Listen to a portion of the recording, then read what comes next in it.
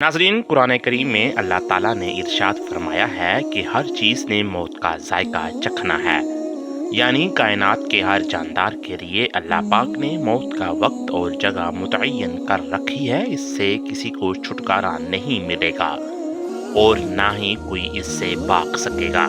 इसीलिए इब्लीस शैतान को भी एक दिन मौत आएगी, लेकिन वो दिन कौन सा होगा, कौन इब्लीस को मौत देगा, क्या शैतान को मजाक के आलम में तकलीफ होगी, शैतान की कब्र कहाँ बनाई जाएगी, शैतान कितने अरसे तक मौत की नींद सोया रहेगा।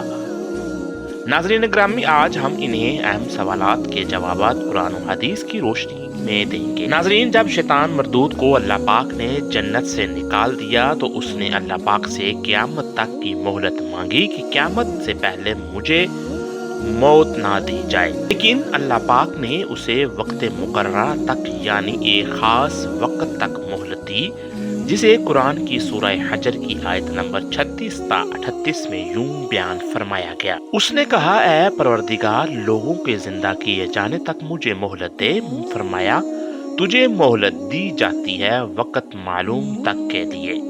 नाजरीन, वक़्त मालूम को मुफस्सिरीन ने नुफ़ख़े औला लिखा है, यानी जब हज़रत इसराफील अलैहिस्सलाम पहली दफ़ा सूर फूंकेंगे, क़यामत की निशानियां जब पूरी हो जाएंगी तो मोमिनीन की बगलों के नीचे से एक प्यारी खुशबूदार हवा गुजरेगी, जिससे तमाम ईमान वाले वफात पाए जाएंगे और फिर इसके बाद 40 साल का ज़माना गुजरेगा जिसमें कोई बच्चा पैदा ना होगा, यानी हर इंसान की कम से कम उम्र 40 साल होगी। मुसलमान वफात पा चुके होंगे, इसीलिए जमीन पर सिर्फ मुशरिक और कफ्फार रह जाएंगे।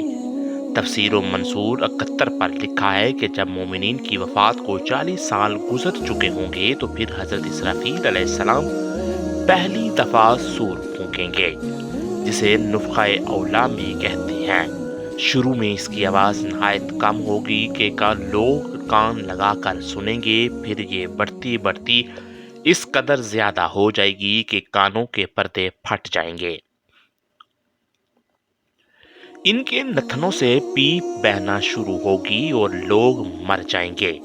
इंसान, जब जिन फरिश्ते, यहाँ तक कि शैतान इब्लीस को भी इस नफ़ख़े औला के वक्त मौत आ जाएगी। इसके 40 साल बाद हजरत इसराफील अलैहिस्सलाम दूसरा सूर फूंकेंगे तो फिर तमाम मुर्दे जिंदा हो जाएंगी और क़यामत कायम होगी और मीज़ान लगेगा।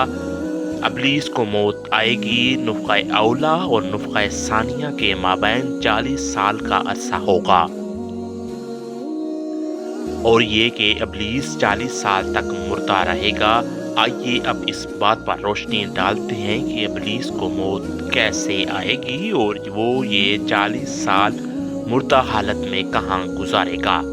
इस सिलसिले में हज़रत काब बिन अहबार रज़ी अल्लाह ताला अन्हु की एक मशहूर रवायत पेश करते हैं कि हज़रत काब बिन अहबार रज़ी अल्लाह ताला अन्हु फरमाते हैं कि जब अबू अल बशर हज़रत आदम की वफ़ात का वक़्त आया तो वो परेशान हो गए।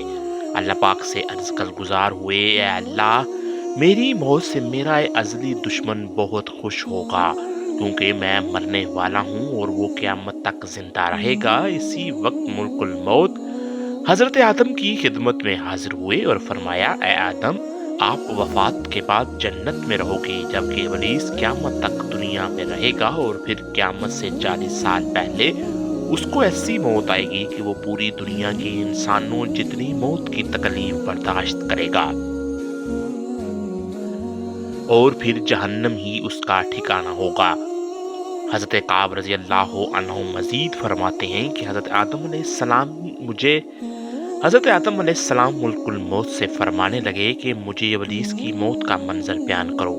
मुल्कुल मौत ने इब्लीस की मौत का हाल बयान करना शुरू किया तो वो इतनी दर्दनाक मौत थी कि हज़रत आदम अपनी आंसू पर काबू ना रख सके। लोग हज़रत काब बिन अहबार रज़ी अल्लाह अन्हु से अर्ज करने लगे, हमें भी इब्लीस की मौत का कुछ हाल बयान फरमाइए। लोगों की बेजाग फरमाइश पर हज़रत काब फरमाते हैं कि इब्लीस का मौत का मंजर यूं पेश किया कि अल्लाह ताला मुल्कुल मौत से फरमाएंगे कि मेरे गज़ब और गुस्से का लिबास पहन कर जाओ, इब्लीस की रूह कब्ज़ करो। ابلیس سے تمام انسانوں اور جنوں سے زیادہ سختی کرنا۔ جب ملک الموت غضب و غصے سے بھر کر بہت سے فرشتوں کے ساتھ ابلیس کی روح کی قبض کرنے آئیں گے، تو جو بھی آسمان اور زمین میں ان کو دیکھ لے گا وہ فوراً ہی مر جائے گا۔ جب ملک الموت ابلیس کے پاس پہنچے گا تو وہ داڑے مار مار کر روئے گا۔ پھر شیطان کو موت کی تکلیف دی جائے گی، جو کہ ساری مخلوق کی موت کی تکلیف سے بھی زیادہ ہوگی۔ ابلیس گھبرا کر مشرق کی جانب بھاگے گا تو کبھی مغرب کی جانب، لیکن ہر طرف اپنے سامنے ملک الموت کو ہی پائے گا۔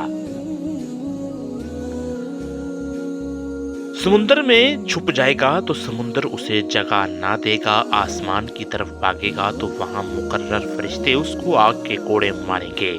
آدم علیہ السلام کی قبر کے پاس کھڑے ہو کر کہے گا، اے آدم، تمہاری وجہ سے میں ملعون و مردود بنا، کاش کہ تم پیدا ہی نہ ہوتے۔ پھر ملک الموت سے کہے گا، کتنی سختی اور تکلیف کے ساتھ میری جان نکالو گے؟ فرمائیں گے، جتنے لوگ جہنم میں ہیں ان سب کی موت سے کہیں زیادہ تکلیف اور سختی کے ساتھ۔ یہ سن کر تڑپنے لگے گا اور چیختا چلاتا ادھر ادھر بھاگے گا اور اسی جگہ پہنچ جائے گا جہاں اس نے جنت سے نکلنے کے بعد پہلا قدم رکھا تھا۔ وہ جگہ آگ کے انگارے کی طرح سرخ ہوگی، زمین چنگاری کی طرح ہو جائے گی اور زبانیاں فرشتے اس کو گھیر لیں گے۔ وہ زنبوروں اور آروں سے اس کو چیریں گے جب تک اللہ تعالیٰ چاہے گا، اس وقت تک حالت نزا اور موت کے غصے کا شکار رہے گا۔ وہاں جہنم کی سنڈیسیاں لگی ہوں گی، ان سنڈیسیوں سے تڑپا تڑپا کر اس کی جان نکالی جائے گی۔ آدم علیہ السلام اور حضرت حوا علیہ السلام سے کہا جائے گا کہ ذرا اپنے دشمن کو دیکھو، کس طرح ذلت کے ساتھ مر رہا ہے۔ وہ دیکھ کر کہیں گے، یا اللہ، تو نے ہم پر اپنی نعمت مکمل فرما دی۔ انہی جنمی گڑوں میں سے ابلیس 40 سال تک مردہ رہے گا اور یہی اس کی قبر ہوگی۔ پھر 40 سال بعد دوبارہ حضرت اسرافیل سور پھونکیں گے تو تمام مردے زندہ ہو جائیں گے اور حساب و کتاب کا عمل شروع ہوگا۔ ناظرین، اس کائنات کی ہر چیز فنا ہونے والی ہے۔ اگر کسی کو دوام ہے تو وہ صرف اللہ بزرگ اور برتری کی ذات پر ہے۔ بس ہمیں تو ہر وقت تیار رہنا چاہیے کہ اللہ تعالیٰ ہمیں موت سے پہلے موت کی تیاری کی توفیق عطا فرمائے، ہمیں 5 وقت کی نماز پڑھنے کی توفیق عطا فرمائے۔ آمین ثم آمین۔